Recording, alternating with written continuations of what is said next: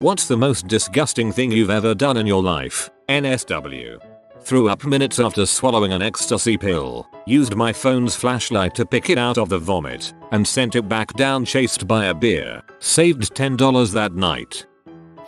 Dug through 14 bags of medical waste because a scrub nurse thought she maybe threw away a specialized surgical instrument. In 95 heat, some of the bags had been outside since the day before. The other scrub tech and I kept asking, between bags, if she'd found it. Always no. She found it under a sponge on her tray. Frick you, Stephanie.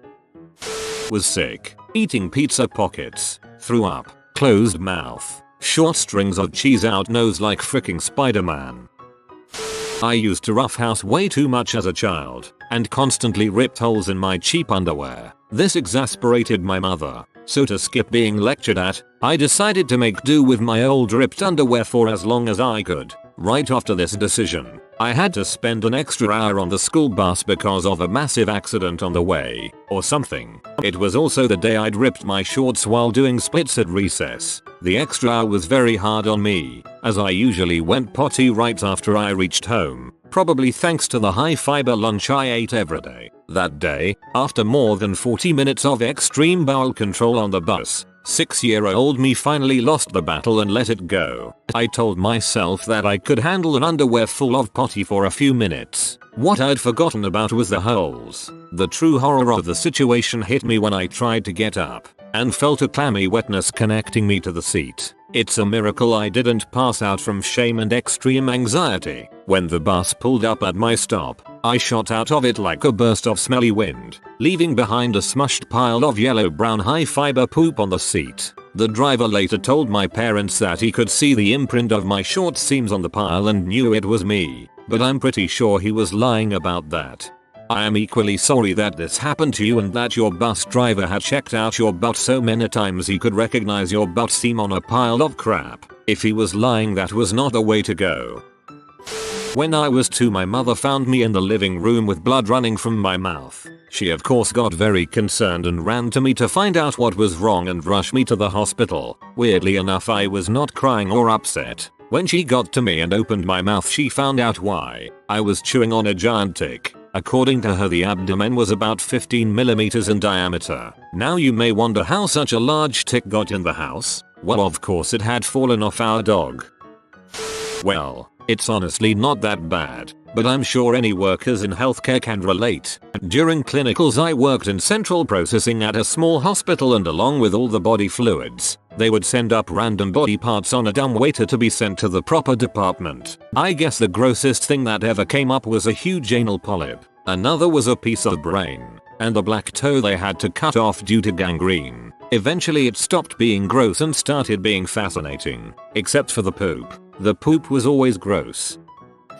When I was under 10 years old, I pooped a little in a small plastic container, filled it up with water and left it on the side of my balcony. I don't know why I did this, but no one ever noticed. I forgot about it for a couple months, and one day I remembered and came back to see it was still there. So I threw it out the balcony of the 3rd floor. It fell on the parking lot and blew up horridly. I don't know what happened later, but good thing no one was close, as that crap might have been toxic.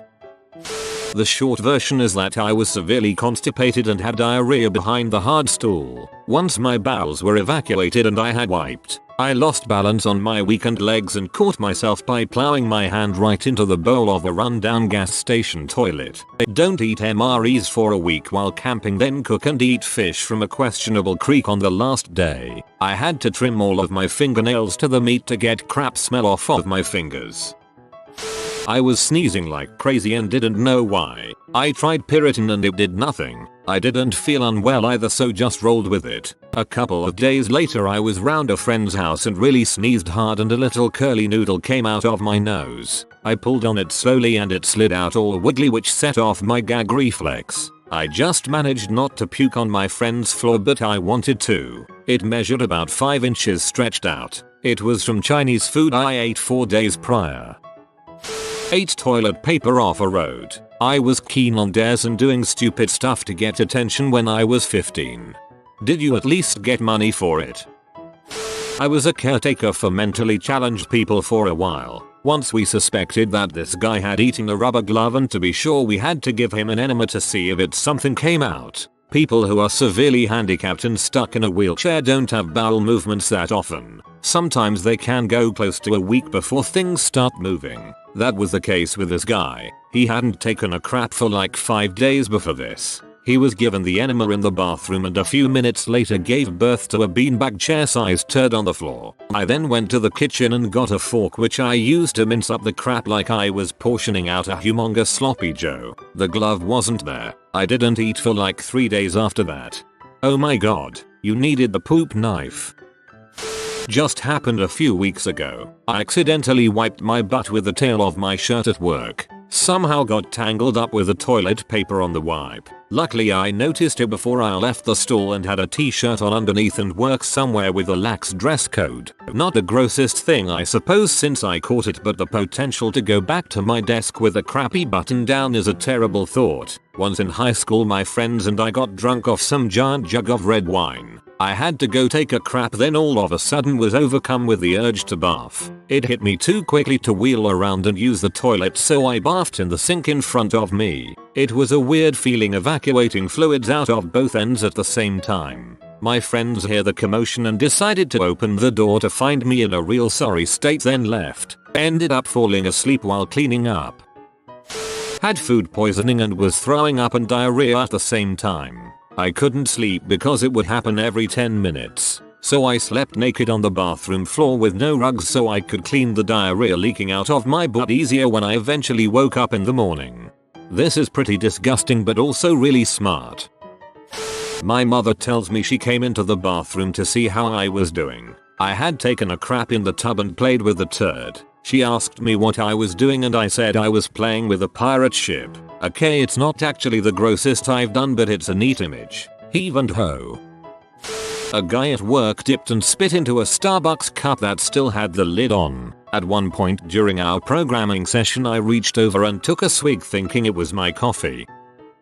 I wasn't able to wash my foot for a good month after I had surgery done on it. My leg up to my knee was nothing but pre-surgery saline solution on top of dead skin and swollen leg, with unshaven leg hair poking through in places. The smell when I washed it for the first time. Did I mention I couldn't even use a washcloth because the entire area was swollen as all heck? My leg smelled like stinky foot and saline solution and dead skin and my sister's facial soap for over a month.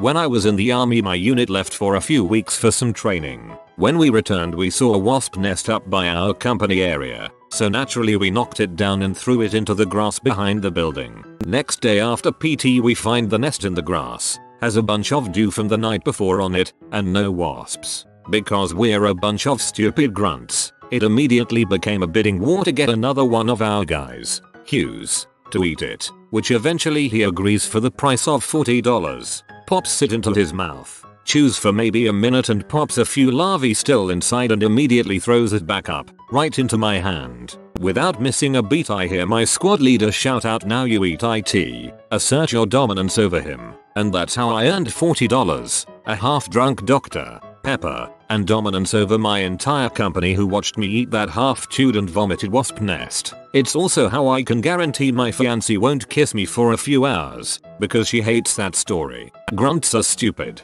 It's in our nature to do stupid things.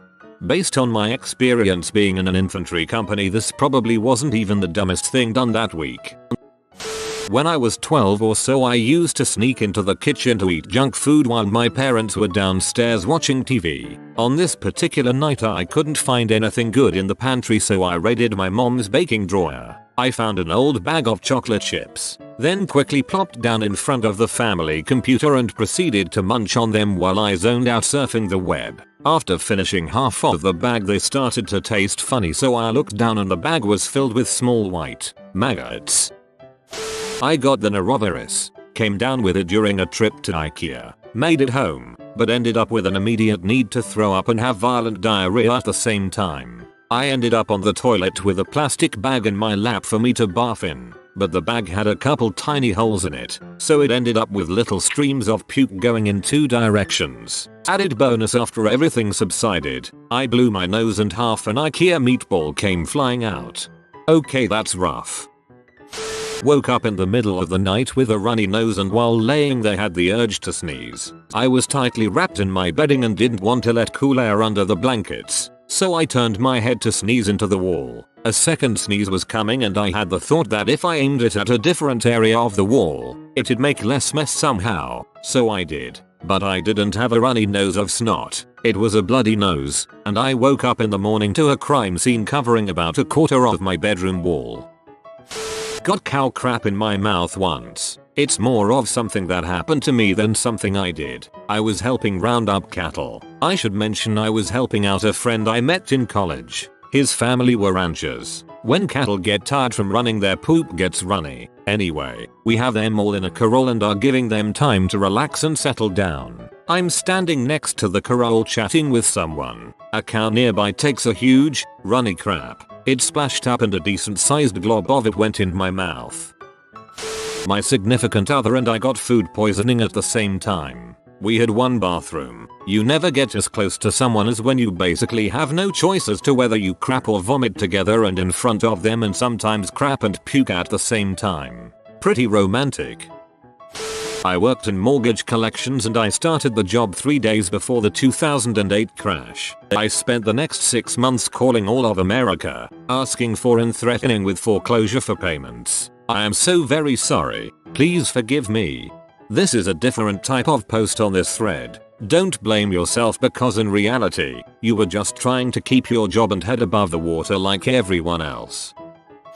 Licked old applesauce off the side of a dumpster. I was in middle school and the butthole kids were making a whole commotion about being dared to lick that applesauce off the side of a dumpster, and they were really just being too noisy. So my brilliant idea was, frick them. If there's no applesauce, they can't keep daring the other to do it. So I walked up and just ate that applesauce like I was a man desperate to win the $500 prize at a pie eating contest.